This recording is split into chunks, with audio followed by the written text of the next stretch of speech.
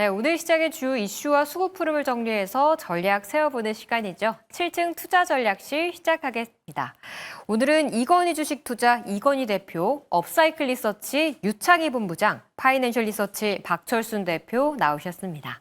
안녕하십니까? 성투. 네. 이제 확실히 좀 합이 맞아지는 것 같은데, 우리 시장은 좀 최근 들어서 하루 오르고 하루 쉬는 좀 퐁당퐁당 장세가 좀 이어지고 있는 것 같습니다. 다음 주에 있을 관세 협상이 좀 긍정적으로 진행될 수 있을지, 당장 오늘은 우리도 일본과의 협상 결과에 좀 기대감을 심는 모습이었는데요. 세 분은 오늘 장 좀 어떻게 보셨을지, 먼저 이건희 의원, 오늘 시장 한 줄 평해 주시죠. 조용했던 종목들의 반사 수혜라고 좀 말씀을 드리고 싶습니다. 조용했던 종목들의 반사 이익, 네. 어떤 종목들의 반사 이익이 있었을지 잠시 후에 자세히 들어보도록 하고요. 그럼 유창희 의원은 오늘장 요약 어떻게 하셨나요? 관세에서 반도체로라고 말씀드리고 싶네요. 관세에서 반도체로? 오늘 반도체주들은 별로 그렇게 눈에 안 띄었던 것 같은데 좀 궁금하고요. 마지막으로 박철순 의원의 오늘장 요약도 전달해 주시죠. 당연한 이야기입니다. 관세 우려감 완화입니다. 네, 관세 우려감 완화. 먼저 유창희 의원 관세에서 반도체로라고 말씀을 주셨어요. 네. 반도체로 좀 관심이 이동한다라는 뜻일까요? 사실은 아침에 저는 왜 그것 때문에 올랐는지 잘 모르겠는데 일본이 관세 협상이 15% 나왔다고 해서 우리나라가 15% 확정된 것 마냥 시장이 좀 반응을 했었어요. 그리고 나서 9시 한 10분 땡 하자마자 그 삼성전자 하이닉스가 마이너스 1.5%까지 막 좀 떨어졌었죠. 그러면서 시장도 거의 0.8% 올라왔다가 마이너스 0.7%대까지 조정이 가파르게 나왔었거든요. 그런데 그것을 또 V자로 이겨낼 수 있었던 건 또 삼성전자 하이닉스가 결국에 종가에는 또 플러스로 마감했다라는 것이죠. 그렇기 때문에 처음에는 관세로 약간 당황한 거죠. 일본이 관세 협상을 하다 보니까 자동차가 힘을 내면서 좋게 출발했는데 약간 아니지 않나 하면서 주가 하락을 했다가 결국엔 반도체, 특히 내일 하이닉스 실적 발표가 있다 보니까 네. 반도체가 힘을 내주면서 시장을 이끌어주지 않았나 판단을 좀 하고 있습니다. 물론 오늘 뭐 바이오도 일부 좋았습니다만은 바이오는 아무래도 이제 코스닥의 비중이 높은 것이고 코스피의 지수를 들었다 놨다 할 수 있는 거는 시총 1위, 2위 삼성전자 하이닉스 아니겠습니까? 이 두 개의 시총이 거의 뭐 600조가 되니까요. 그러다 보니까 처음엔 관세로 시작을 했고 오후장으로 갈수록 반도체로 특히 내일 하이닉스에 대한 실적에 대한 기대감들이 주가를 좀 방어할 수 있었던 요소가 아닌가 판단하고 있습니다. 네, 알겠습니다. 이건희 의원은 좀 조용했던 종목들의 반사 이익이 좀 나타났던 하루라고 말씀을 주셨어요. 현대차 이야기일까요? 네, 그렇죠. 현대차도 있었고 바이오도 있었고 앞서 말씀 주신 것처럼 반도체 같은 경우는 빠졌다가 지금 올라왔잖아요. 밑꼬리를 달리는 종목들도 많았고 급등한 종목들도 많았는데 저도 조금 좀 신기했습니다. 마치 일본에서 그 관세 협상이 확정이 되어 어떻게 합의가 확정이 되었는데 왜 우리 시장에 이렇게 좀 기대치를 너무 좀 과하게 부였는지 모르겠습니다. 그런데 지금 전반적으로 그 바이오도 마찬가지고 자동차도 보고 보니까 6월 달에 안 갔잖아요. 다른 원전주, 뭐 스테이블 코인, 뭐 워낙 그 시장 쏠림 워낙 심했다 보니까 많이 조용했던 종목들이 빠질 만큼 빠지다 보니까 어떻게 보면 적은 거래량 그리고 수급이 조금만 붙더라도 급등할 수 있는 자리에 있는 종목들이 많이 있습니다. 그래서 최근에 보시면 그러한 종목들이 적은 거래량으로도 계속 급등하는 모습이 나오고 있어요.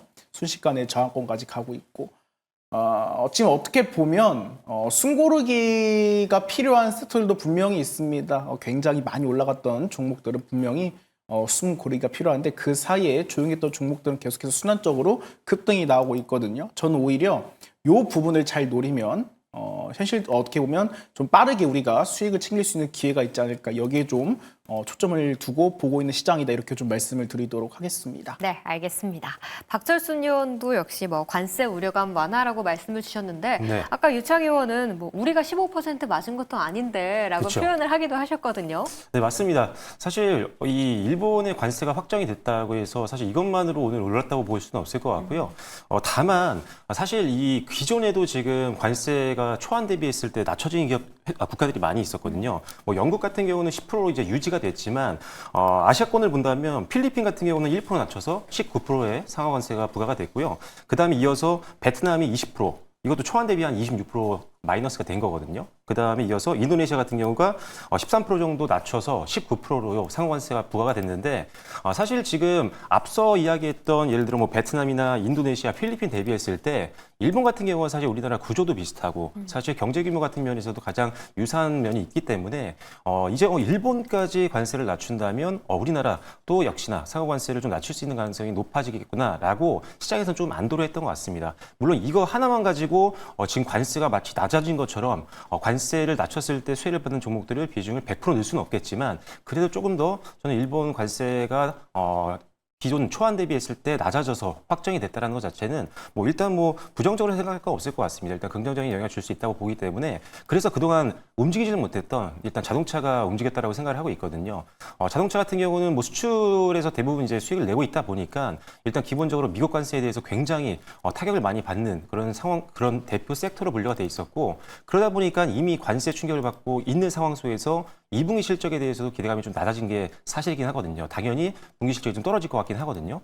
그런데 일단은 관세가 이제 만약에 인하가 된다라고 한다면 불확실성도 해소가 되고 워낙 또 밸류에이션도 낮고 배당 매력도 있고 하다 보니까 복합적으로 일단은 자동차주가 오늘 대표적으로 수혜를 받았던 것 같습니다. 다만 일단 관세 충격이 좀 낮아질 가능성은 높아졌다고 보고 있기 때문에 지금까지 수출주들 내에서 관세에 대한 어떤 압박으로 인해 약간 주가가 눌렸던 종목들 아니면은 횡보했던 종목들이라면 지금 천천히 다시 한번 정리해서 또 배팅을 한번 준비해 보실 필요가 있겠다라고 말씀드리겠습니다. 네, 세 분과 오늘장 평가 내려봤고요. 바로 수급본부로 넘어가 보겠습니다.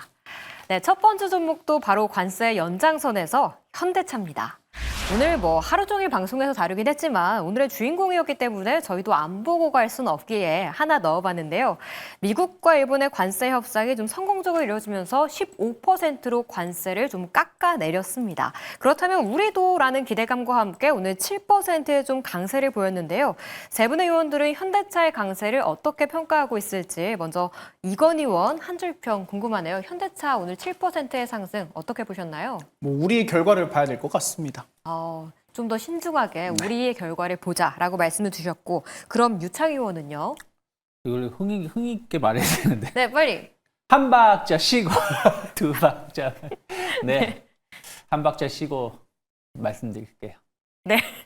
너무 이렇게 힘이 없게 말씀. 한 박자 쉬고 우리 일단 박수라도 좀 쳐드렸어야 했는데 그런가요? 네, 한 네. 박자 쉬고 박철순 의원은요? 네, 관세 우려가 완화로 반등 기대감 상승입니다. 네, 박수 이제 또 쳐드리면서 한 박자 쉬고 궁금합니다. 한 박자 쉬고 또 간다는 얘기인가요? 아니면 만약에 간다라면 한 박자 쉬고 가겠죠.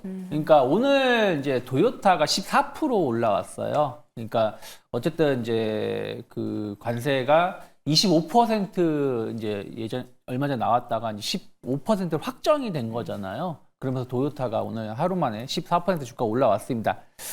그런데 이제 우리나라는 아까 말씀드린 대로 협상이 아직 마무리가 되지 않았죠. 그리고 일본이 어마어마한 선물을 줬습니다. 거의 우리나라 1년 예산급인 5천억 달러 투자하기로 했고, 뭐 그렇게 선거 앞두고는 뭐 농수산물 개방할 수 없다. 자존심이다 했는데 선거 끝내니까 자존심이 바로 꺾이나 봐요.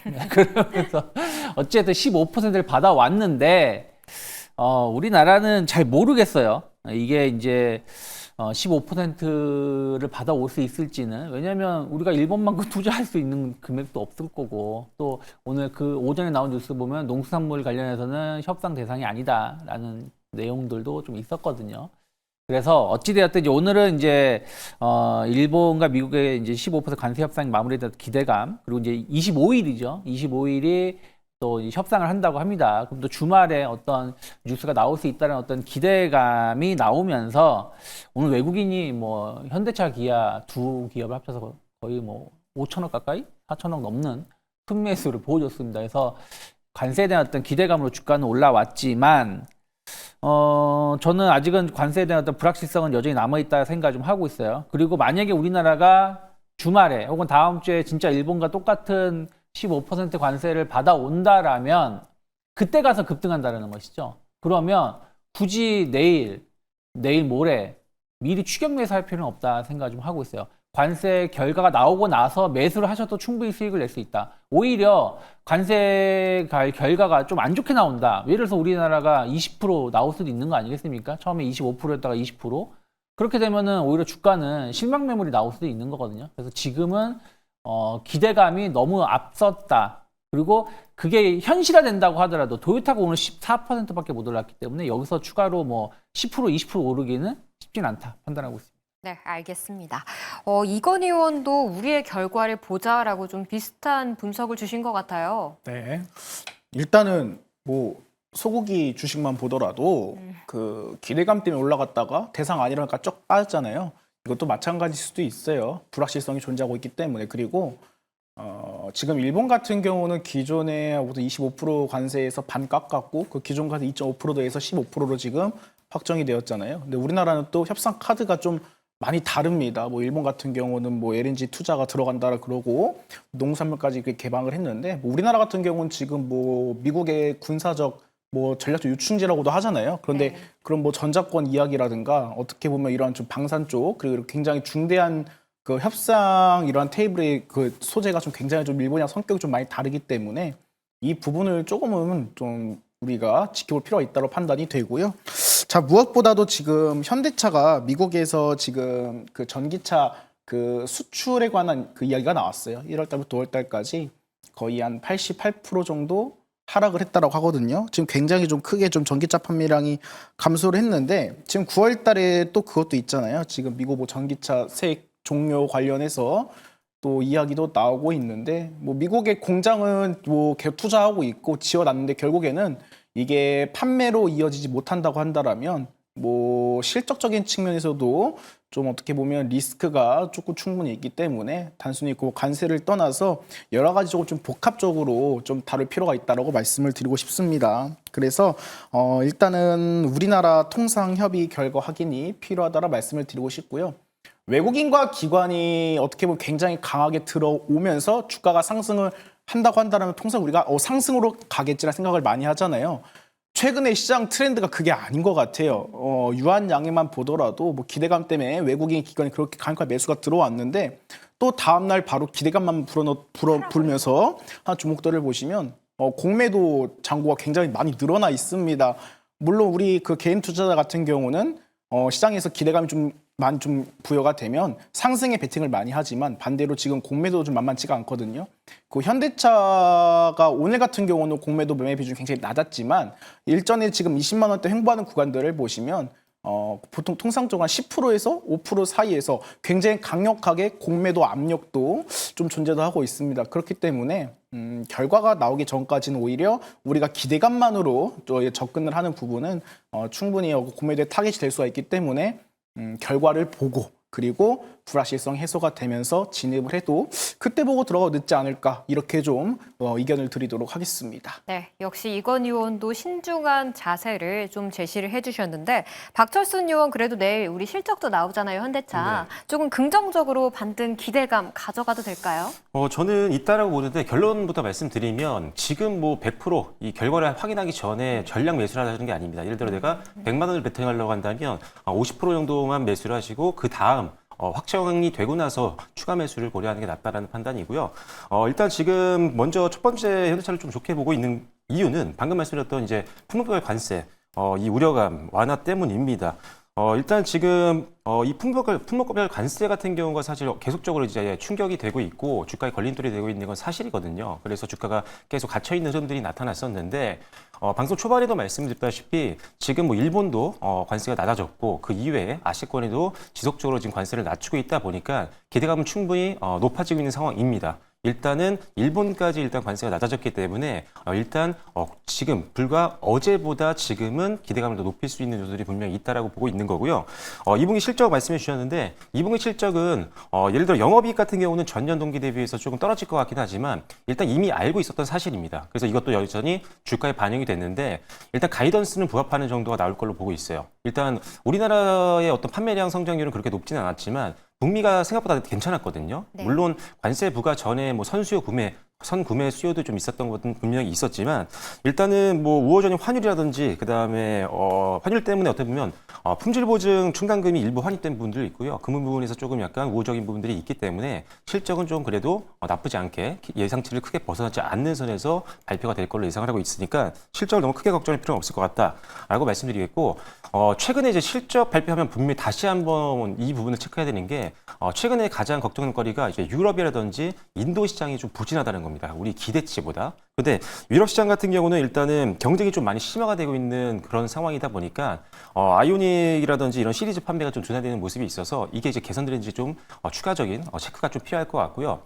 가장 또 큰 시장으로 보고 있는 인도 같은 경우는 사실 지금 역시나 모델들이 좀 노후된 모델들이 많다 보니까 판매가 좀 부진했습니다. 하지만 이제 하반기 때 신차 출시가 또 예정이 되어 있기 때문에 3분기부터 점진적으로 판매량은 점진적인 개선이 될 걸로 보고 있는 상황이고요.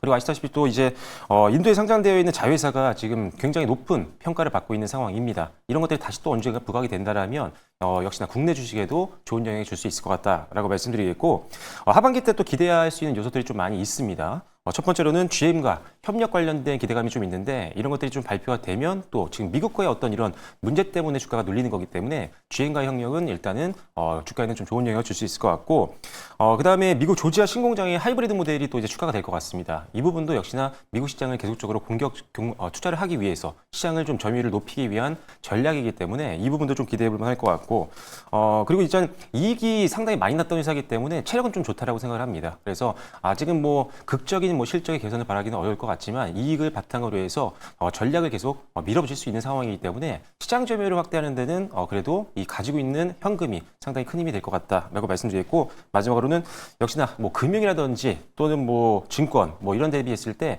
배당률이 상당히 좀 높거든요. 그래서 하반기 때 배당 매력이 또 높아질 수 있다는 점이 강점이 될 수 있으니까요. 지금은 일단 악재보다는 좀 이제 긍정적인 부분이 더 하반기에 많다는 점에 초점을 맞춘다면 일단은 관세가 확정되기 전에는 일부 비중은 분할 매수를 한번 접근해 보시는 것도 고려해 볼 만하다. 이렇게 말씀을 드리겠습니다. 네, 오늘 가장 핫한 종목이었던 현대차에 대해서 세 분과 이야기 나눠봤습니다. 바로 두 번째 종목으로 넘어가 볼게요. 네, 두 번째는 포스코 인터내셔널입니다. 철강 관련 이슈도 있긴 했고요. 오늘 같은 경우에는 사실 미일, 알래스카 LNG 관련 뉴스가 더해지면서 8%의 상승을 보였습니다. 외국인과 기관의 동반 러브콜이 들어온 오늘인데 전고점 재탈환 가능할지 세 분과 이야기 나눠보겠습니다. 네, 오늘 포스코 그룹주가 사실 전반적으로 좀 강했던 하루였던 것 같아요. 포스코 인터내셔널에 대해서는 이건희 의원 어떻게 보셨나요? 매력적이라고 말씀드릴게요. 네, 매력적. 유창희 의원은요? 수렴은 잘 쳐드려야 되나요? 네, 아니요. 수렴은 잘 나왔으나 점점점. 점점점. 네, 박철순 의원도 한 줄평 궁금합니다. 무역과 개발 사업 기대감 지속 상승입니다. 네, 무역 개발 사업 기대감 지속 상승. 그럼 본래의 좀 모멘텀에 좀 집중을 하신 거네요. 네, 일단은 뭐 주력 사업 자체가 지금 크게 나누면은 무역 사업과 그다음에 개발 사업이라고 볼 수가 있는데 사실 이 무역 사업은 뭐냐면 일단 이 회사가 이제 철강이라든지 철강 원료, 뭐 자동차 부품, 화학 이천지 소재, 곡물, 뭐 파모일 굉장히 다양한 것들을 무역을 하고 있는 회사이기 때문에 이 부분에서 좀 안정적인 캐시카 효과를 해주고 있다는 게 상당히 강점이라고 볼 수 있을 것 같고요. 전 세계 한 80여 개의 해외 네트워크를 갖고 있는 회사이기 때문에 이런 종합 트레이딩을 통해서 상당히 돈을 잘 벌 수 있는 구조를 이미 만들어 놓은 회사다라고 보시면 될 것 같습니다. 그리고 에너지 쪽은 역시나 우리가 탐사라든지 생산, 우리가 보통 EMP라고 하는데 미얀마 가스전이라든지 호주의 세넥스라든지 아니면 LNG, 뭐 수소 인프라 굉장히 다방면으로 지금 이런 개발 사업에 투자를 하고 있고 실제 여기서 지금 수익을 이미 내고 있는 기업이 바로 이 회사이기 때문에 이 부분에서는 가장 선도 기업이라고 보시면 될 것 같습니다. 그다음에 이제 두 번째로는 오늘 좀 급등이 나왔던 여러 가지 요인 중에 하나인데 중국 같은 경우가 지금 철강 생산이 좀 감소했다라는 내용들이 나오면서 관련된 종목들이 좀 움직여줬습니다.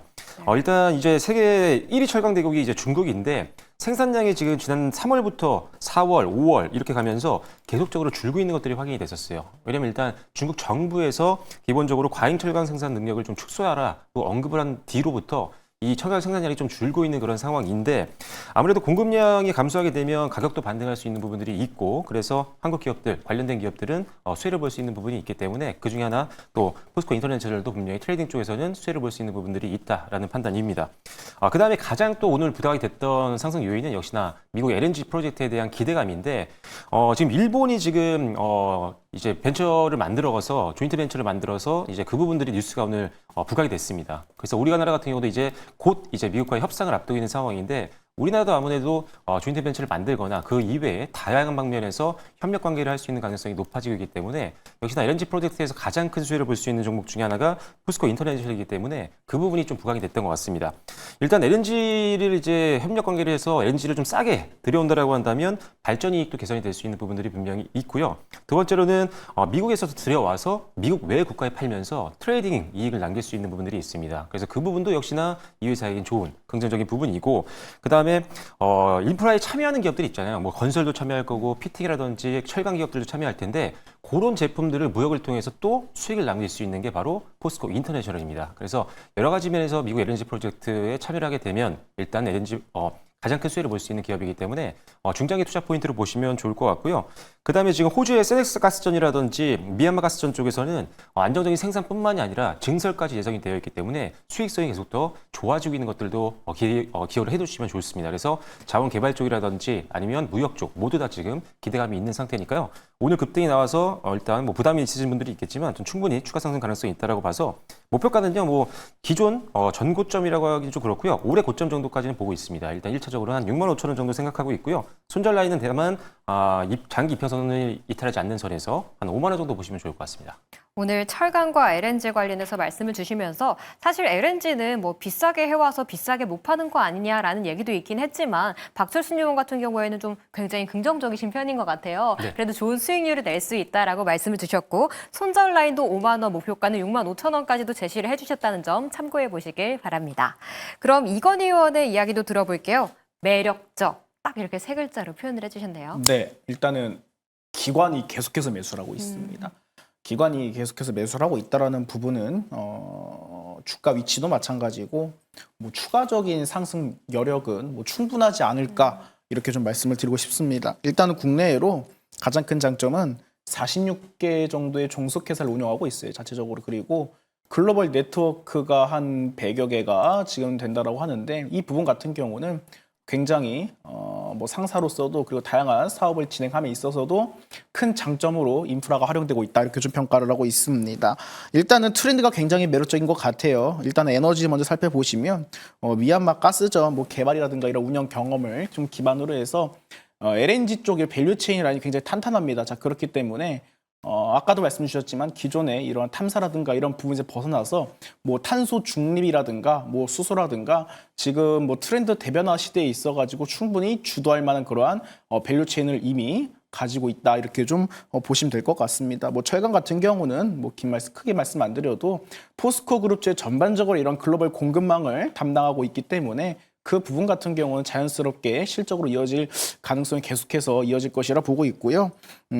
식량 같은 경우는 지금 뭐 계속해서 지구온난화 그리고 기후가 굉장히 위기라고 하면서 식량이 부족하다, 뭐 식량 위기라는 이야기 계속 나오고 있잖아요. 그 안에서 자체적으로 곡물을 뭐 생산부터 해서 가공까지 이런 사이클링까지 전부 다 지금 진행할 수 있을 정도로 재작년에 다 지금 완성을 한 것으로 알고 있습니다. 그리고 부품 소재, 뭐 2차 전지 같은 경우는 아직 뭐 크게 말씀드릴 단계는 아니라 보고 있고 이 바이오 플라스틱 지금 전 세계적으로 계속해서 밀고 있는 부분이 있잖아요. 자 그렇기 때문에 회사가 지금 진행하고 있는 다양한 사업 포트폴리오를 봤을 때에는 굉장히 현 시대에 맞는 트렌드로 지금 잘 가져가면서 매력적으로 보인다라고 좀 말씀을 드리고 싶습니다. 그런데 저 같은 경우는 개인적으로 이 종목을 3년 동안 계속 매매를 했습니다. 2차 전지 광풍 때도 그 당시에도 한번 매매를 하기도 했었고 지금과 같은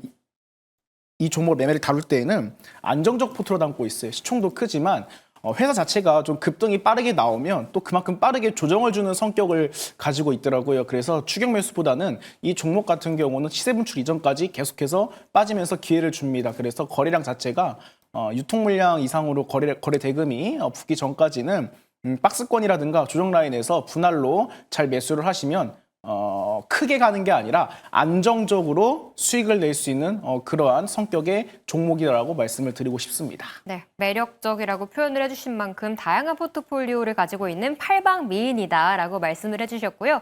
추세가 뭐 이렇게 확 올라가진 않겠지만 안정적으로 꾸준히 우상향할 수 있기 때문에 주정 시 좀 관심 가져보시는 것도 좋을 것 같습니다.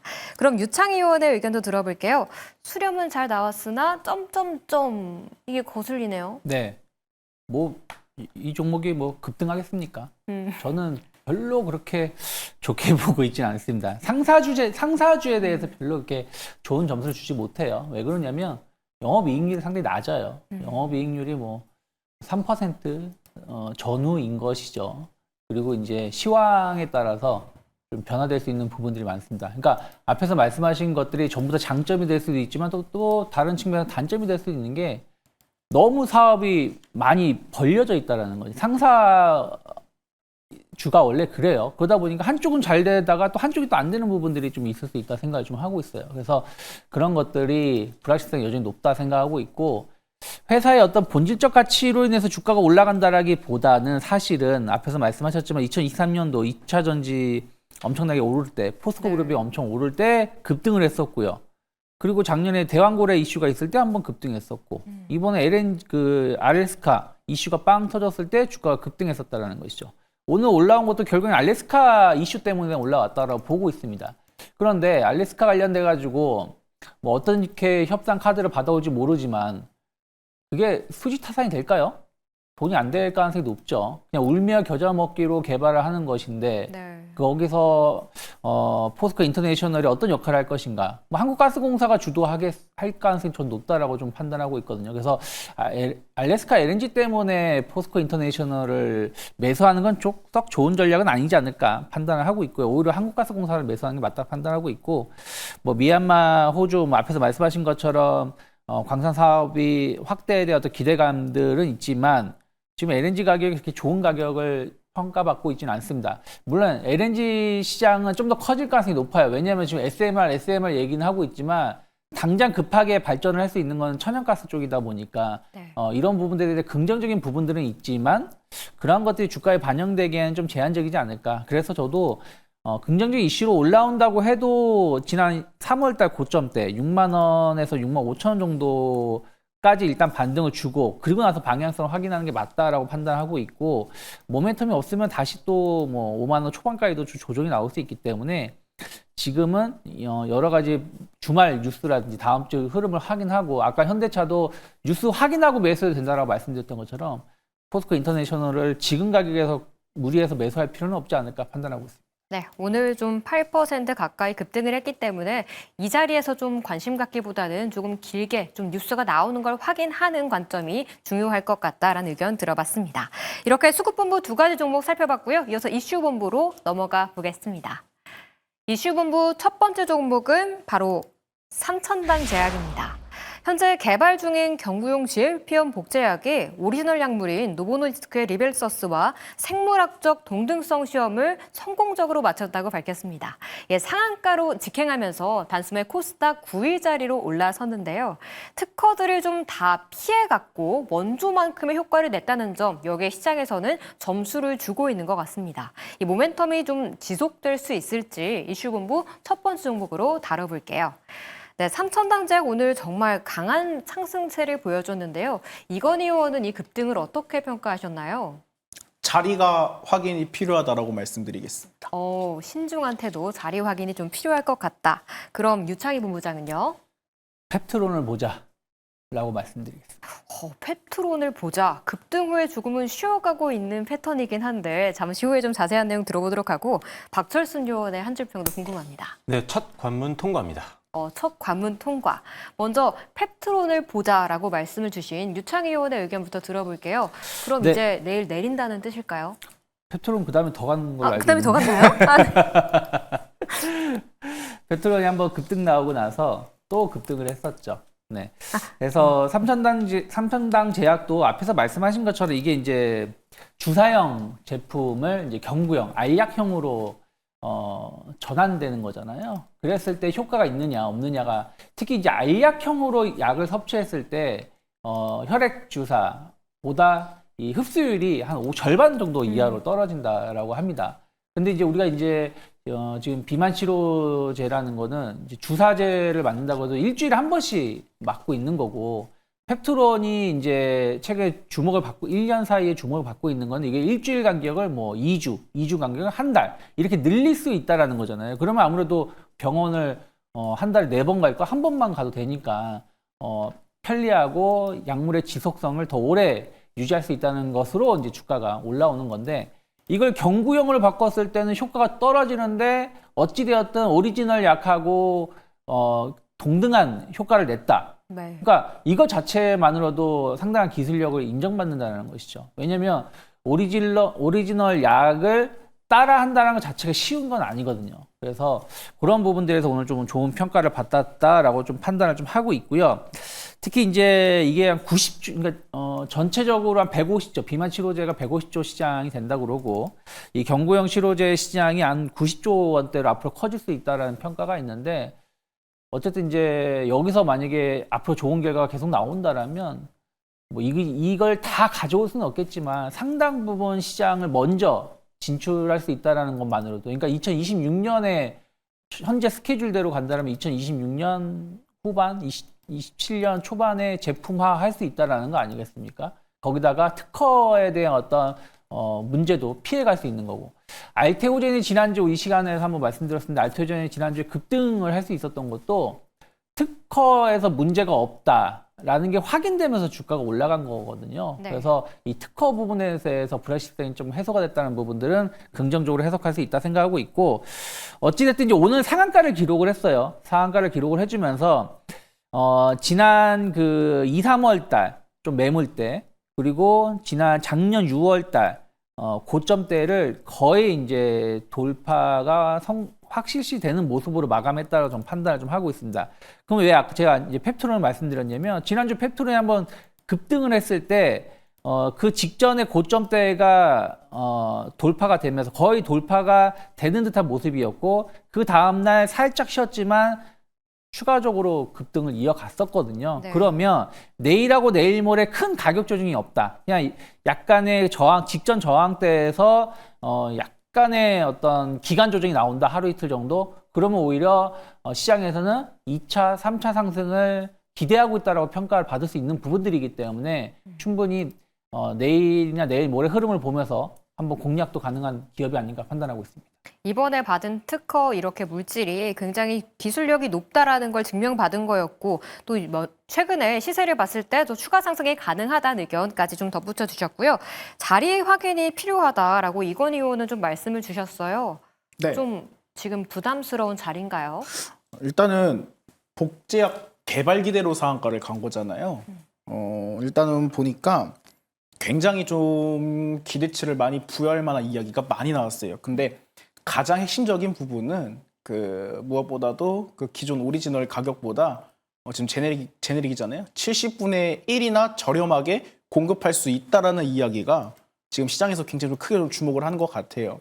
좀 보니까 또 그 기존 지금 노보노디스크 쪽에서 하고 있는 이런 뭐 SNAC 방식 같은 경우는 위장을 통과하면서 위에 좀 부담을 준다라고 하는데, 삼천당작이 이번에 진행한 이런 실험 같은 경우는 상대적으로 이 소장으로 좀 투여가 된다고, 흡수가 된다고 하더라고요. 그래서 위장이 조금 보호될 수 있다는 점. 그런데 요 안에서 아직까지 좋은 이야기 많이 나왔는데 어떠한 위험성이 있는지, 그리고 어떠한 리스크까지 그런 이야기가 하나도 나오지 않았어요.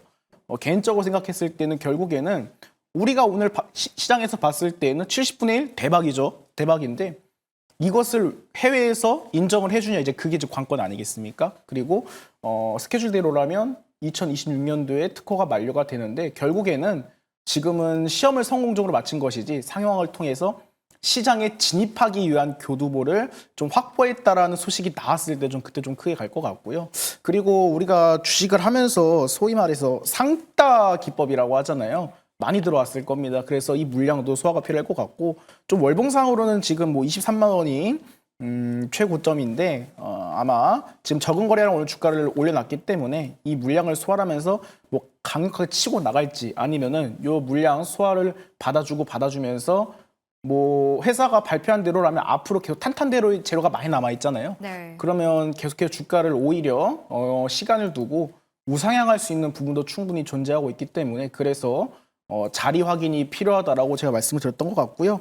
일단 뭐 GLPO 시장 규모 같은 경우는 2030년도에 170조 원 정도 규모가 좀 넘어간다라고 합니다. 자, 그 부분도 있고 그리고 이 경구용 세마글루타이드가 어떻게 보면 수요는 계속해서 올라가는데 생산 부족이 단점을 꼽히고 있잖아요. 자, 오늘 발표한 대로 이대로 정말 탄탄대로 진행이 된다고 한다라면 뭐 대박 주식이 될 수 있는 거고 아니면은 제가 개인적으로 봤을 때는 오히려 정말 시험을 잘 맞췄고 호재가 많다고 한다라면 주가를 단기간에 급등을 시키기보다 천천히 차라리 우상향을 하면서 계속해서 호재를 터뜨리면서 연일 계속 주가를 상승시키는 전략이 좀 나은 편이라고 생각되기 때문에 무리한 추격 매수보다는 차라리 자리를 확인을 하고 진입을 하면 어떨까? 전 이렇게 좀 의견을 드리도록 하겠습니다. 네, 그려놓은 그림들이 좀 현실이 되는지를 좀 지켜보시는 게 좋을 것 같습니다. 마지막으로 박철순 의원도 첫 관문을 통과했다라고 말씀해 주셨어요. 네, 먼저 그 얘기 말씀드리기 전에 이 회사가 가지고 있는 게 뭐냐면 에스페스라는 이제 플랫폼 기술을 갖고 있습니다. 그래서 이 부분에 대한 기대감이 높아지고 있는데 에스페스 이 플랫폼이 뭐냐면 경구용 약물 전달 플랫폼 기술이라고 보시면 될 것 같아요. 그래서 기존에 있는 뭐 주사제라든지 이런 것들을 경구용으로 바꿀 수 있는 플랫폼이라고 보시면 되는데 일단 이게 기술 자체가 사실 주요 성분 자체가 라브라솔이라는 소재이기 때문에 이게 사실 FDA에서 허가를 받은 소재로 일단은 플랫폼이 이루어집니다. 그러다 보니까 이런 부분에서 조금 기대감이 좀 있다는 점도 기억하시면 좋을 것 같고요. 기존의 기술 대비했을 때 이 플랫폼을 활용하면 높은 흡수율 또는 안정성을 좀 확보할 수 있다는 게 이 회사의 입장입니다. 그래서 그거를 우리가 충족시키기 위해서 계속 개발을 하고 있는 단계다라고 보시면 되는데 그래서 첫 관문을 뭘 통과했느냐? 이 회사가 이 플랫폼을 활용을 해서 드디어 처음으로 이제 임상을 했던 게 뭐였냐면 오늘 계속 이슈가 되고 있는 노보노디스크의 리베서스 복제약 개발입니다. 그래서 이 부분에 대한 임상이 결과가 나왔는데 상당히 좀 긍정적으로 나왔었죠. 그래서 일단은 이 부분 때문에 오늘 급등이 나왔던 거고 사실 이 에스페스 기술을 이용한다라고 한다면 다수의 이 원래 어떻게 보면은 오리지널 조성물들, 오리지널 약들을 계속적으로 제네리로 바꿀 수 있는 그리고 또 경구용으로 바꿀 수 있는 기술이기 때문에 상당히 시장을 확대할 수 있는 그런 기술력이라고 보시면 될 것 같고요. 그다음에 일단 상대적으로 높은 그리고 흡수율과 정밀한 흡수율 조절 기술력도 인증을 받았다라고 사측에서 말하고 있기 때문에 더욱더 시장에서 기대감이 높아졌다라고 보시면 될 것 같습니다. 그리고 사실 오리지널 약이었던 이 리베서스 같은 경우가 흡수율이 낮고 좀 개인별로 편차가 있었다라는 이야기들이 굉장히 많이 있었거든요. 그런데 오히려 경구용으로 바꿨을 때 이런 단점들이 조금은 바뀔 수 있는, 안정화될 수 있는 부분도 있다라는 입장이기 때문에 이게 실제로 이제 상용화된다라고 한다면 상당한 매출을 올릴 수 있는 그런 부분이라고 보여집니다. 그리고 이게 지금 이제 첫 관문을 넘어섰지만 하나의 약에만 적용이 되는 게 아니기 때문에 앞으로의 어떤 확장성에 대해서 여러분들이 바라본다라고 한다면 기대감 좀 더 높이셔도 될 것 같고 주가는 오늘 많이 올라서 좀 부담이 되지만 당연히 뭐 눌림 시의 조정 시에는 매수 전략을 할 수 있는 종목이기 때문에 일단 좋게 보고 있다라고 말씀드리겠고요. 다만 이제 역시나 다들 걱정하고 있는 게 일단은 올해 고점 부분까지 지금 올라와서 종가가 형성이 됐습니다. 뭐 30% 다 올라왔지만 그래도 고점을 완벽하게 강하게 뚫지 못했기 때문에 바로 내일 또 저항 걸려서 밀려 내려온다라고 한다면 저 또한 일단은 비중 좀 줄이시거나 아니면 현금화 시키시고 그 다음에 반등을 보시면서 재매수 전략을 가지는 게 좋겠다는 판단이고요. 그리고 만약에 이게 역시나 크게 흔들림 없이 횡보를 오히려 한다고 한다면 저도 레벨업이 될 수 있다고 생각을 합니다. 다만 주가에 대한 부담이 좀 있으신 분들이라고 한다면 하나 정도는 같이 보셔도 될 것 같아요.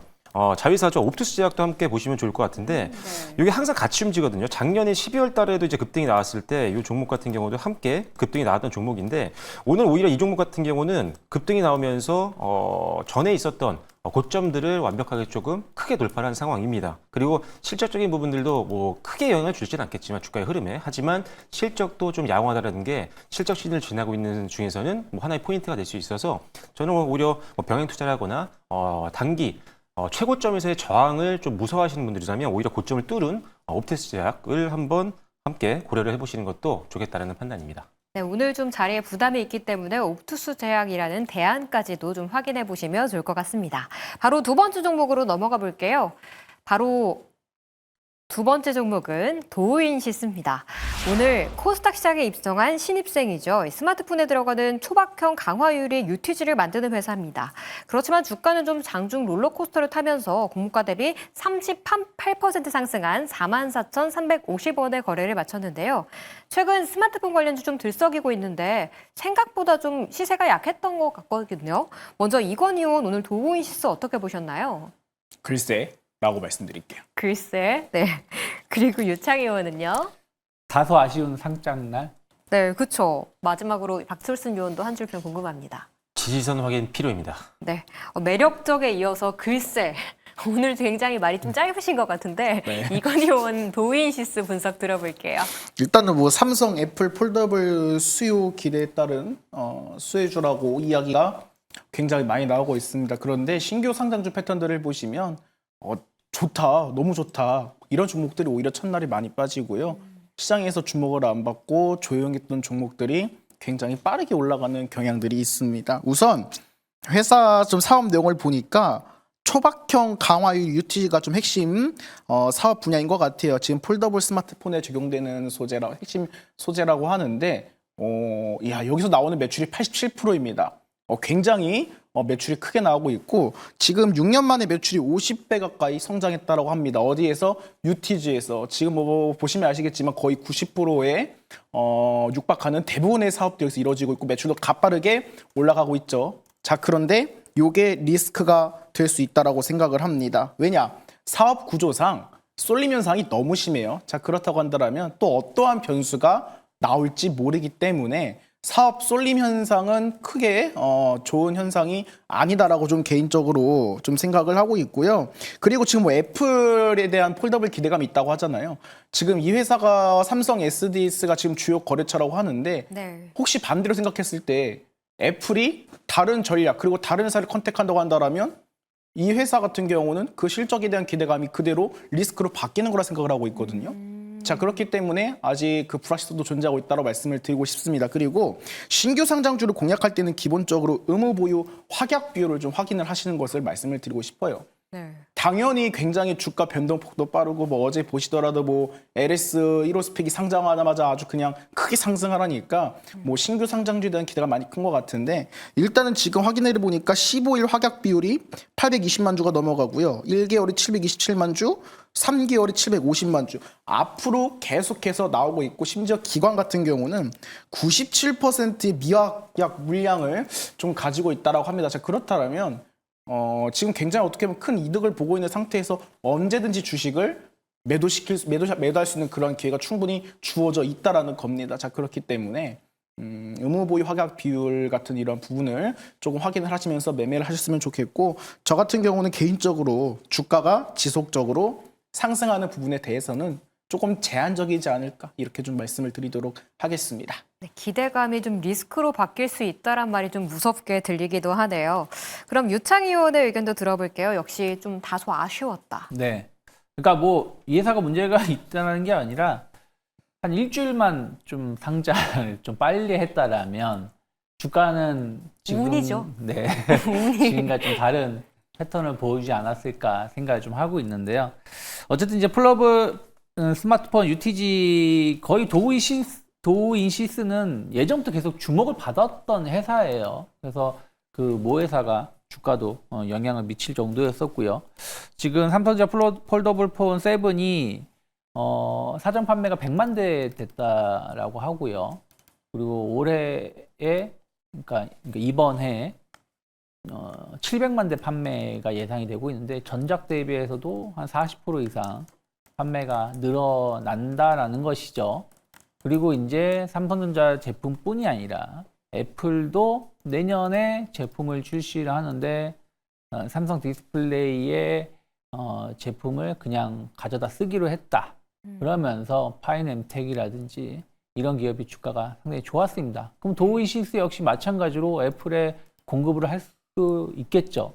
그러니까 삼성의 기술을 채택한다는 것 자체가 삼성에 공급하고 있는 부품 업체들은 또 새로운 매출처가 생길 수 있다라고 보시면 될 것 같아요. 그러다 보니까 뭐 파이넴텍 같은 경우가 거의 뭐 한 100% 가까운 상승을 보여줬었고 세경 하이테크도 상한가를 한번 갔었고 그렇게 못 가던 기판 BH도 어저께는 한 20% 넘는 혹은 장중에는 상승을 보여줬습니다.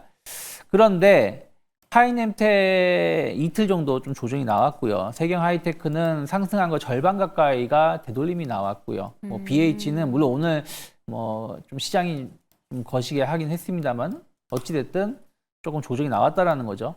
특히 이제 제품이 이제 인도 받는 걸로 알고 있는데 이제 그때도 말씀드렸습니다만은 제품 출시가 되기 전에 기대감을 갖고 막상 제품이 인도되기 시작하면 주가가 단기 고점일 가능성이 좀 높다라는 것이죠. 그런 상황에서 오늘 시장에 딱 등장하다 보니까 아침엔 조금 좋았다가 그냥 조금 내려온 것이 아닌가 판단을 좀 하고 있어요. 그러면 이제 우리가 기대할 수 있는 거는 정말 삼성전자 제품이 어마어마하게 판매가 된다라는 뉴스가 계속 나온다 그러면 다시 뭐 55,000원까지도 뭐 한 번에도 올라갈 수 있다는 전 생각을 좀 하고 있어요. 그런데 그러한 뉴스가 많이 안 나온다. 그러면 주가는 여기서 강한 반등을 주기보다는 약간 흘러내릴 가능성이 높다는 거죠. 그러면 이렇게 신규 상장주는 첫 번째는 공모가입니다.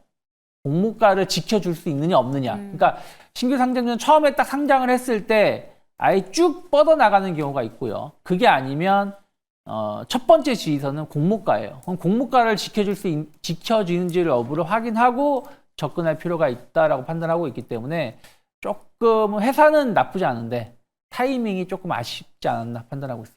네, 요즘 또 순환매가 너무 빠르니까요. 좀 공모가를 지켜낼 수 있는지 체크해 보시는 게 좋겠습니다. 마지막으로 박철순 의원도 의견도 들어볼게요. 지지선이 좀 확인해야 한다. 네, 저도 약간 앞서 말씀해 주신 거랑 굉장히 비슷한데 일단 오늘 치고 올라가지 좀 못하기 때문에 지금 적극적인 매수가 들어오기는 좀 어려운 상황이라고 보여지고요. 물론 이 회사 자체에 대해서 사실 기대감은 좀 많다라고 생각합니다.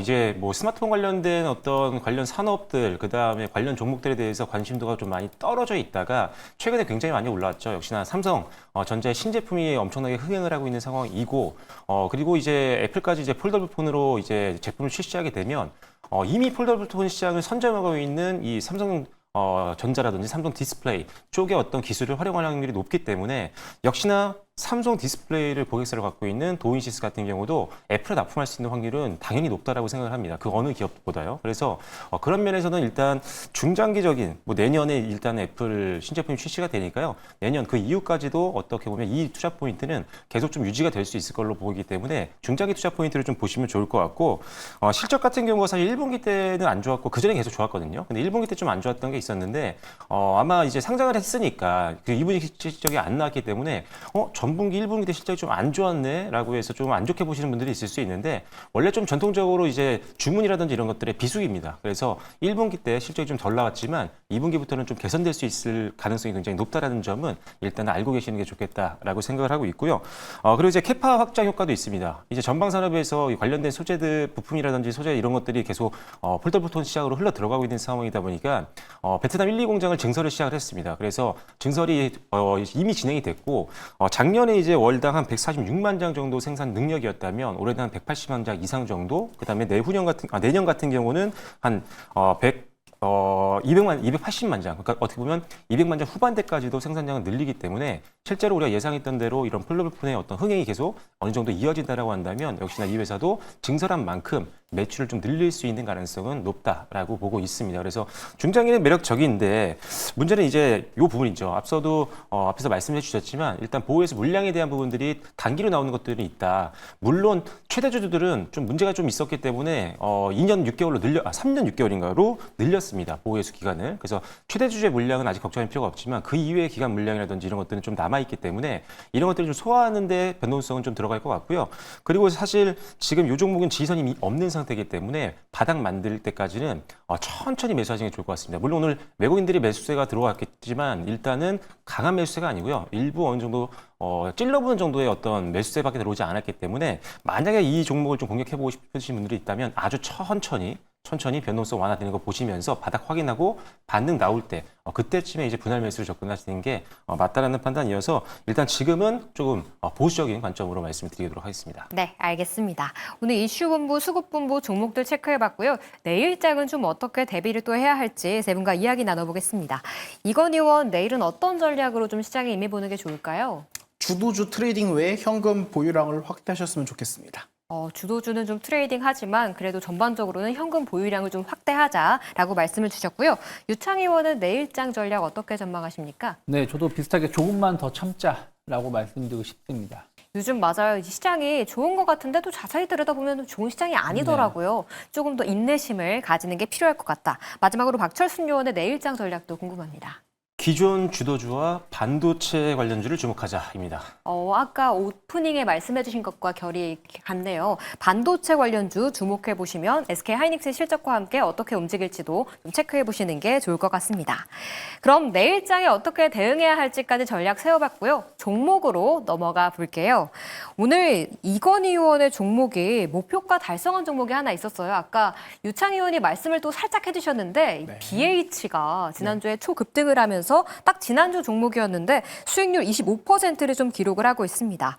지금 관점에서는 어떻게 할까요?